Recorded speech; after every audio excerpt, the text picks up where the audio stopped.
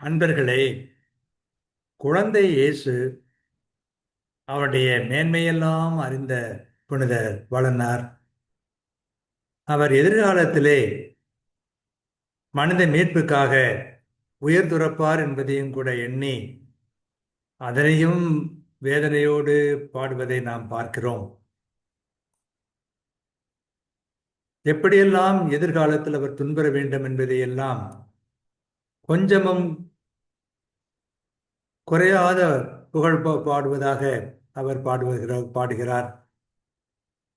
நூல்வாய் புகழ்மேல் உயர்ந்தோய் நீ, நோய்வாய் மருந்தின் கனிவோய் நீ, கோல்வாய் கோடா நீதி நெறி கொண்ட உலகும் புறந்தோய் நீ, வேல்வாய் குருதி பாய்ந்து இறப்ப மெய்கொண்டாயோ இதை அறியா, கால்வாய் இலைபோல் தியங்கிய என் கருத்திற்குணர்வை உணர்த்தாயோ என்று மகவரல் படலத்திலே புனிதர் வளனார் குழந்தை இயேசுவை புகழ்ந்து பாடுகிறார். நூல்களிலே பேசப்படும் புகழுக்கெல்லாம் மேலாக உயர்ந்து நின்ற வனம் நீ, நோயுற்று விடத்து மருந்து போல கணிபவனம் நீ, செங்கோலிடத்து வளையாத நீதி நெறியை கொண்டிருந்து எல்லா உலகங்களையும் ஆண்டவனும் நீ. இத்தகைய நீ வேலின் வசமாய் உதிரம் சிந்தி இறக்கவென்றோ உடலெடுத்து பிறந்தாயோ, இதை அறியாமல் காற்றில் அகப்பட்ட இலை போல் கலங்கிய என் மனத்திற்கு நல்லுணர்வுகளை உணர்த்த மாட்டாயோ என்று வேதனையோடு குழந்தை இயேசுவை எண்ணி பார்த்து புகழ்கின்றார்.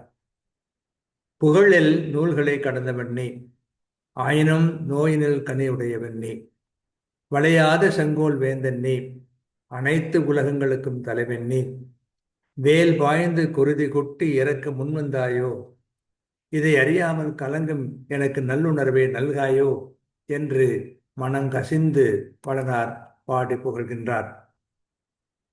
நூல்வாய் புகழ்மேல் உயர்ந்தோய் நீ, நோய்வாய் மருந்திற்கு அணிவோய் நீ, கோல்வாய் கோடா நீதி நெறி கொண்ட உலகும் பிறந்தோய் நீ, வேல்வாய் குருதி பாய்ந்திருப்ப மெய் கொண்டாயோ விதையறியா, கால்வாய் இலை போற்றியங்கிய என் கருத்திற்குணர்வை உணர்த்தாயோ என்று பாடுவதை பார்க்கிறோம்.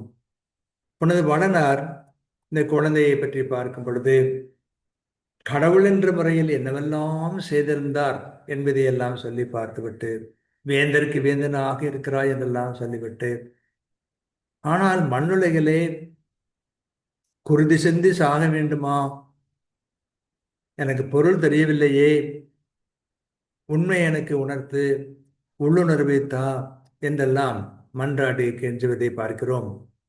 நம்முடைய மனசும் ஆண்டவருடைய மேன்மை என்ன, அவர் நமக்காக அடைந்த சிறுமை என்ன என்பதை எல்லாம் எண்ணி பார்த்தோம் என்று சொன்னால் கடவுளுடைய பெருமையை நாம் முற்றிலுமாக உணர்ந்தவர்களாவோம்.